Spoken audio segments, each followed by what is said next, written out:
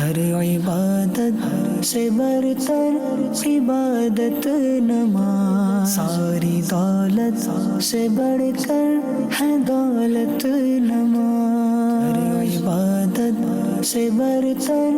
عبادت نماز۔ الحمد للہ رب العالمین والصلاة والسلام علی سید المرسلین، اما بعد فاعوذ باللہ من الشیطان الرجیم، بسم اللہ الرحمن الرحیم۔ الصلاة والسلام علیک یا رسول اللہ وعلی آلک واصحابک یا حبیب اللہ۔ الصلاة والسلام علیک یا نبی اللہ وعلی آلک واصحابک یا نور اللہ۔ نبی پاک صلی اللہ تعالی علیہ وآلہ واصحابہ وبارک وسلم، آپ کا ارشاد پاک ہے، اے لوگو، بے شک بروز قیامت اس کی دہشتوں اور حساب و کتاب سے جلد نجات پا جانے والا شخص وہ ہوگا جس نے مجھ پر تم میں سے دنیا میں زیادہ درود پاک پڑھے ہوں گے۔ صلو علی الحبیب صلی اللہ تعالی علی محمد صلی اللہ علیہ وسلم۔ پیارے اسلامی بھائیو، مدنی چینل کے ناظرین، یہ ہے پروگرام احکام نماز۔ ہم آپ کو اس میں خوش آمدید کہتے ہیں۔ آپ جانتے ہیں کہ اس پروگرام میں سب سے پہلے ہم فضائل پر بات کرتے ہیں اور پھر اس کے بعد چند ایک احکام نماز کو شامل کیا جاتا ہے، اور تیسرے سیگمنٹ میں چند ایک ریکارڈڈ سوالات بھی شامل سلسلہ کیے جاتے ہیں۔ بیان سننے سے پہلے حصول ثواب کی خاطر اچھی اچھی نیتیں بھی فرما لیجیے کہ فرمان مصطفیٰ صلی اللہ تعالی علیہ وآلہ وسلم ہے، نیت المؤمن خیر من عملہ، مومن کی نیت اس کے عمل سے بہتر ہے۔ مدنی چینل کے ناظرین، بات ہے احکام نماز کی اور نماز کی۔ ہر عاقل و بالغ، آزاد اور قدرت رکھنے والے شخص پر نماز با جماعت ادا کرنا یہ واجب ہے۔ بغیر کسی عذر کے ایک بار بھی چھوڑنے والا گناہ گار ہے، مستحق سزا ہے۔ اور جو یہ کام بغیر کسی عذر شرعی کے کئی بار کرے تو فقہاء کرام نے فرمایا کہ ایسا شخص فاسق ہے، گناہ گار ہے، بلکہ مردود الشہادہ ہے، اور ایسے بندے کو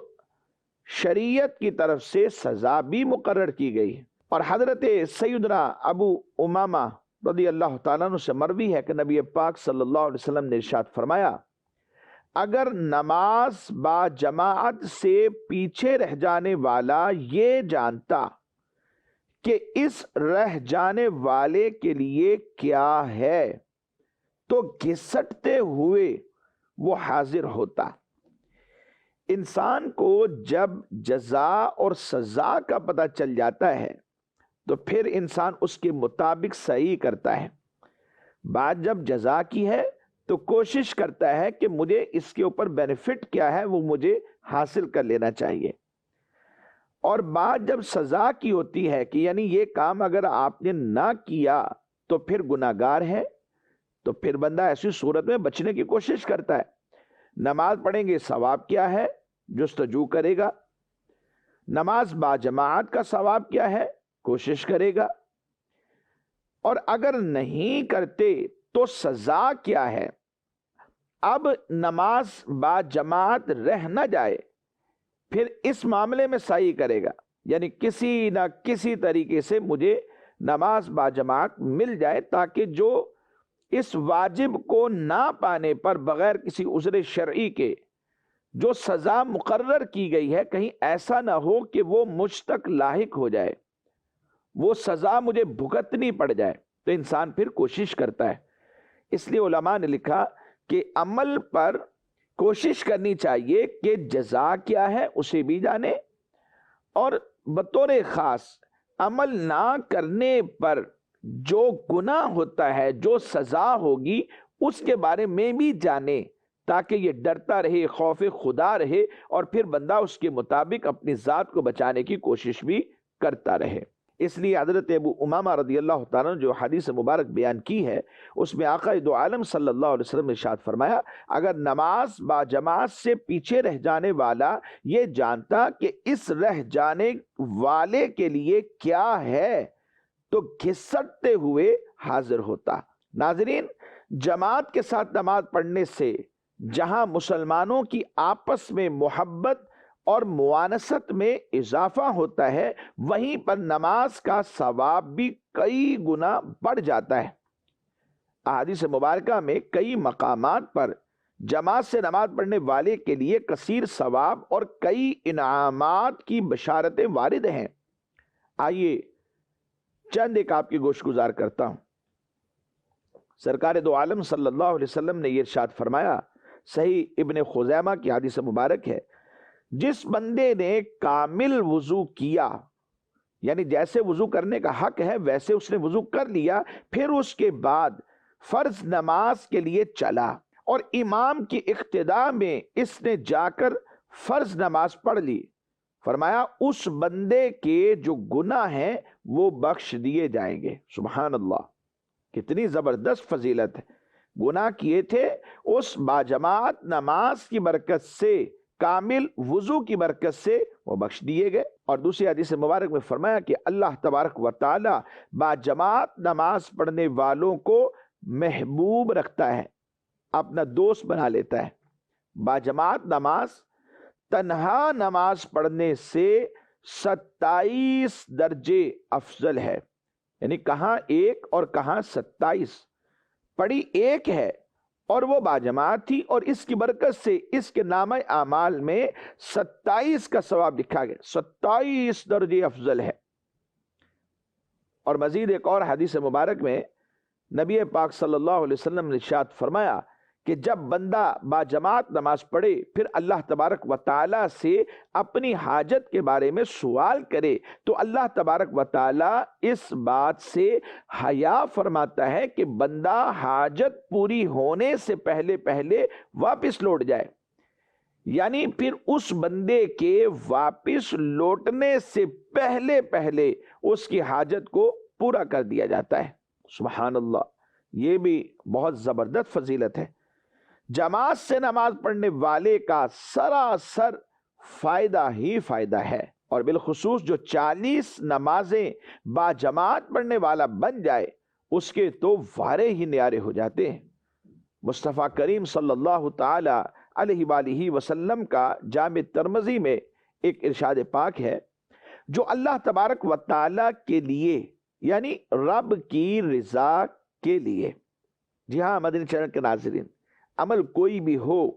اللہ کی رضا مقصود ہونی چاہیے۔ یہ نہ ہو کہ لوگوں کو دکھانے کے لیے عمل کر رہا ہوں، کیونکہ یہ تو مذموم ہے، عمل کا ثواب بھی ختم ہو جاتا ہے اور اللہ کی رضا بھی نہیں ملتی۔ اور مقصود کیا ہے؟ اللہ کی رضا ہمیں ملے۔ عمل کوئی بھی ہو، انسان اتنی مشقت بھی کرے لیکن پھر اللہ کی رضا نصیب نہ ہو، تو مقصود ہر عمل میں یہ ہونا چاہیے کہ ہمیں اس عمل سے اپنے مالک و خالق کی رضا مل جائے۔ تو فرمایا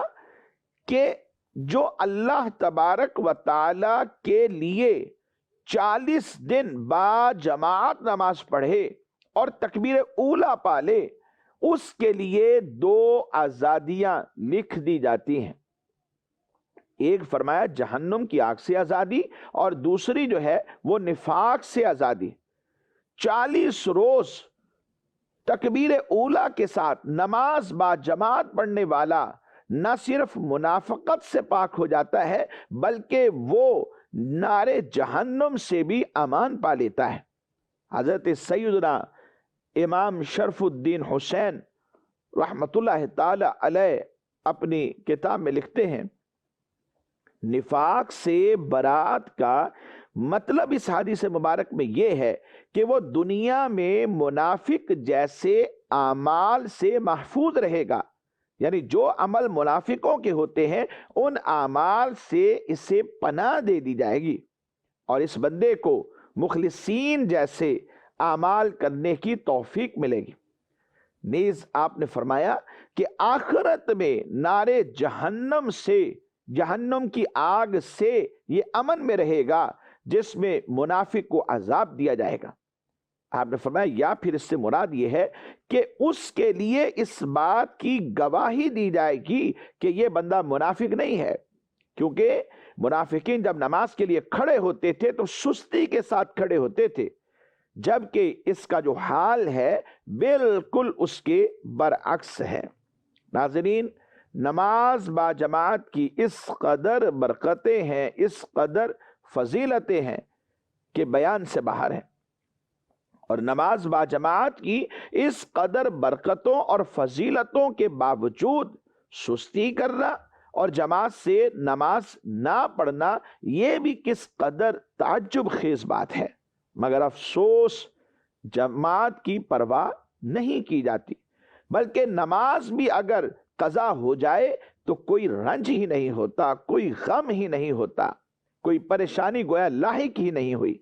مگر ہمارے اسلاف کی تو یہ حالت تھی کہ اگر ان کی تکبیر اولا فوت ہو جاتی تو انہیں اس قدر صدمہ ہوتا تھا جیسے بہت بڑا ان کا نقصان ہو گیا۔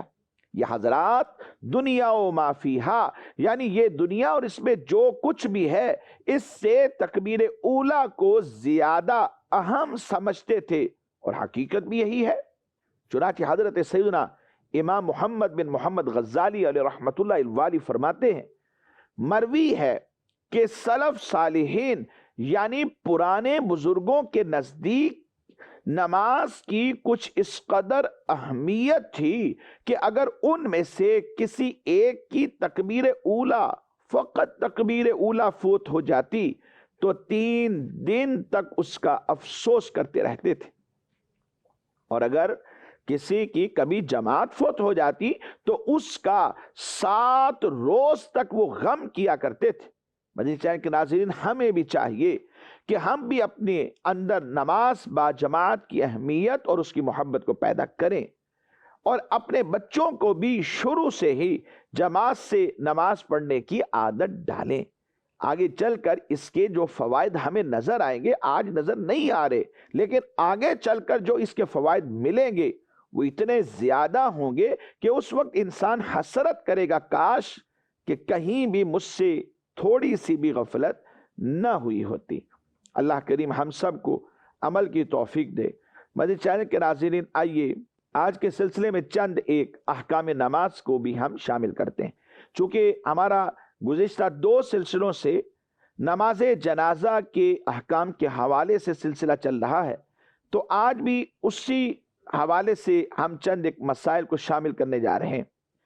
نماز جنازہ کا جو اذکار کا معاملہ ہے، یعنی پہلی تکبیر کے بعد جو پڑھا گیا، دوسری تکبیر کے بعد، تیسری تکبیر کے بعد جو پڑھا گیا، جیسے ثنا ہے، پھر درود پاک ہے، پھر دعا ہے،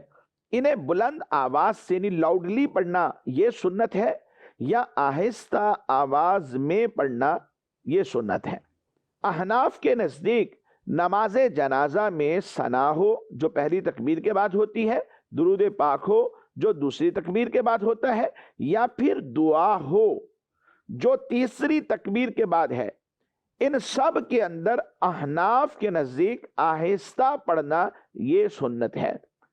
بلند آواز سے پڑھنا، اونچی آواز سے پڑھنا، فرمایا کہ یہ خلاف سنت ہے۔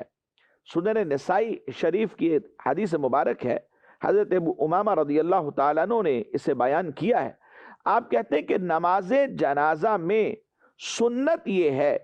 کہ پہلی تکبیر کہنے کے بعد آہستہ آواز سے اذکار پڑھے، پھر بقیہ 3 تکبیریں کہنے کے بعد آخری تکبیر کے وقت سلام پھیر دے۔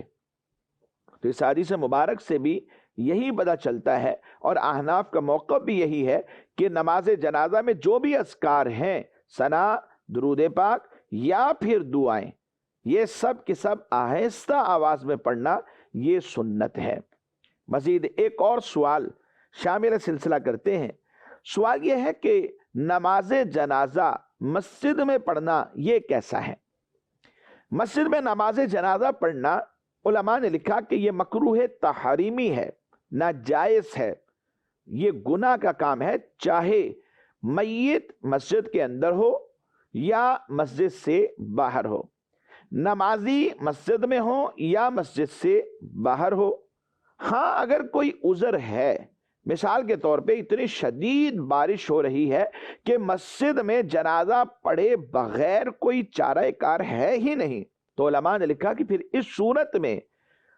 اجازت دی گئی ہے کہ اب چونکہ کوئی اور جگہ ہی نہیں نظر آ رہی، کوئی اور جگہ مل نہیں رہی، اور یہی ایک مقام رہ گیا کہ جسے لینٹر پڑا ہوا ہے اور اس کے نیچے آسانی کے ساتھ کھڑے ہو کر نماز جنازہ ادا کی جا سکتی ہے، تو ایسی صورت میں فرمایا کہ مسجد کو یہ نماز جنازہ کا مقام بنایا جا سکتا ہے، یعنی وہاں وقتی طور پر پڑھی جا سکتی ہے، اور یہ عذر کی وجہ سے۔ اور اگر عذر نہیں ہے تو مکروہ تحریمی ناجائز اور گناہ ہے، خواہ مسجد میں میت ہو یا مسجد کے باہر ہو، نمازی مسجد میں ہو یا باہر، کیونکہ بعض اوقات لوگ کہہ دیتے ہیں کہ جناب کیا ہوا مسجد سے باہر میت رکھ لیں اور نمازی مسجد میں آ جائیں گے، ایسا نہیں ہے۔ تو ہمیں وہ کام کرنا چاہیے جو شریعت کے مطابق ہے تاکہ اجر بھی ملے،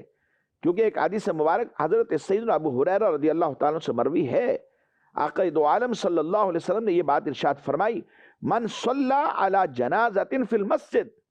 فلا شیء لہ،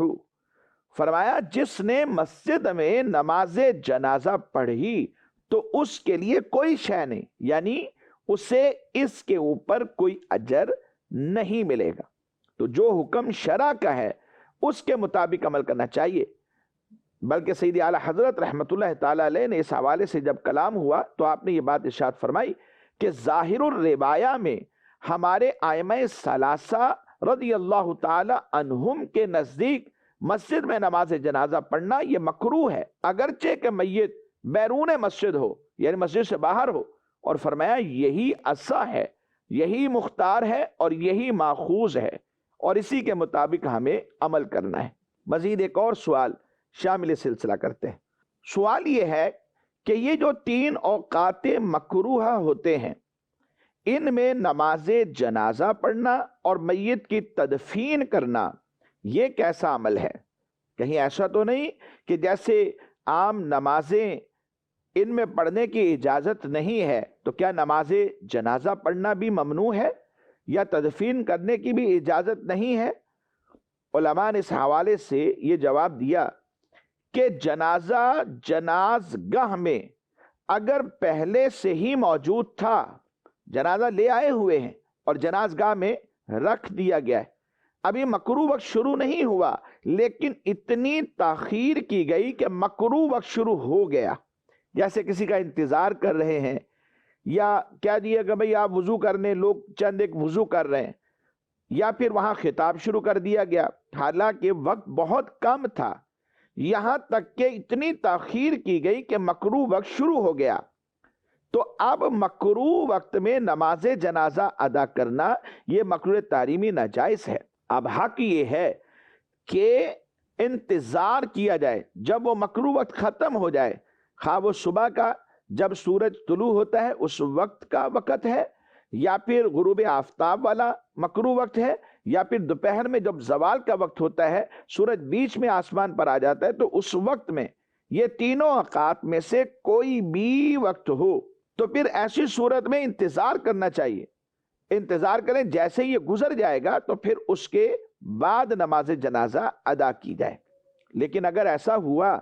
کہ میت کو جنازہ گاہ میں لایا ہی اس وقت گیا کہ جب مکروہ وقت شروع ہو چکا تھا، یعنی جنازہ اٹھایا آتے ہوئے راستے میں اتنی تاخیر ہو گئی کہ جب جنازگاہ میں داخل ہوئے تو مکروہ وقت پہلے سے ہی شروع ہو چکا ہے، تو اس صورت میں علماء نے لکھا کہ بلا کراہت نماز جنازہ پڑھنا یہ جائز ہے۔ اور یہ تو ہے نماز جنازہ پڑھنے کا معاملہ۔ جہاں تک بات تدفین کی ہے تو فرمایا مکروہ اوقات میں بھی تدفین کی جا سکتی ہے، شرعاً اس میں کسی قسم کا کوئی حرج نہیں ہے۔ تو مدنی چینل کے ناظرین، آئیے آج کے سلسلے میں چند ایک ہم ریکارڈڈ سوالات بھی شامل کرتے ہیں۔ جی سوال چلائیے۔ میرا مفتی صاحب سے یہ سوال ہے کہ نمازی نے بھول کر سجدہ صاحب کے 2 سجدوں میں سے ایک سجدہ کر کے نماز مکمل کر لی، تو اس نماز کے بارے میں کیا حکم ہے؟ کسی شخص کو نماز میں سہو واقع ہو گیا، یعنی غلطی ہو گئی، لیکن اس نے بھول کر 2 سجدوں کی بجائے ایک ہی سجدہ کیا، یعنی جب سجدہ سہو واجب ہو جاتا ہے تو 2 سجدے کرنے ہوتے، ایک طرف سلام پھیر کر جو طریقہ کار ہے اس کے مطابق 2 سجدے کر کے دوبارہ بیٹھنا ہوتا ہے،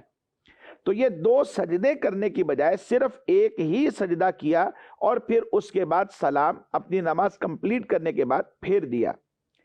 تو یہ ایک سجدہ جو کیا گیا ہے یہ کافی نہیں ہوگا،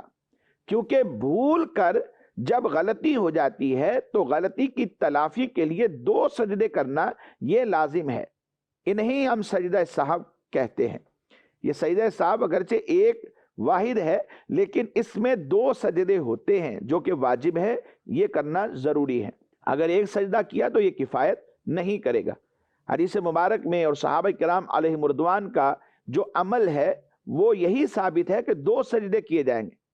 لہذا اگر کسی بندے نے ایک سجدہ کر دیا اور سلام پھیرنے کے بعد جیسے اس نے نماز مکمل کر لی اور اسے فوراً یاد آ گیا کہ میں نے تو صرف ایک سجدہ کیا، ایک سجدہ میرا بھی باقی ہے، تو اگر اس نے کوئی ایسا کام نہ کیا ہو جو نماز کے منافی ہے، جیسے گفتگو شروع کر دینا یہ نماز کے منافی ہے، اسی طرح مسجد سے باہر نکل جانا یہ نماز کے منافی ہے، تو کسی اور کام میں شروع ہو گیا یہ نماز کے منافی ہے، کوئی اور نماز شروع کر دی تو یہ بھی پہلی والی نماز کے منافی ہے۔ تو اگر کوئی اور کام اس نے ابھی ایسا کہ جو منافی صلاۃ منافی نماز ہو وہ شروع نہ کیا ہو تو ادھر ہی بیٹھے بیٹھے یہ ایک سجدہ جو رہ گیا تھا وہ کر لے، خالی صرف ایک یہی سجدہ،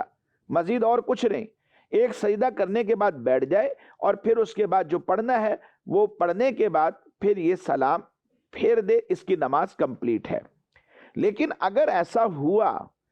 کہ اس نے کوئی ایسا کام سلام پھیرنے کے بعد شروع کر دیا ہے کہ جو نماز کے منافی ہوتا ہے، جیسے گفتگو شروع کر دی ہے یا مسجد سے اٹھ کر چلا گیا ہے، تو اس صورت کے اندر چونکہ اس کے اوپر واجب تھا یہ ایک سجدہ اور کرتا، لیکن وہ اس نے نہیں کیا تو نماز مکروہ تحریمی ہے، واجب الاعادہ ہے۔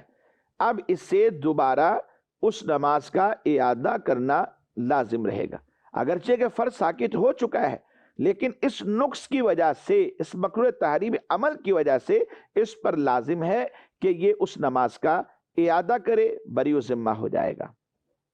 مزید سوال چلائیے۔ مفتی صاحب سے میرا یہ سوال ہے کہ رکوع اور سجود میں 3 سے زیادہ بار تسبیحات پڑھ سکتے ہیں؟ اگر تو یہ نماز پڑھنے والا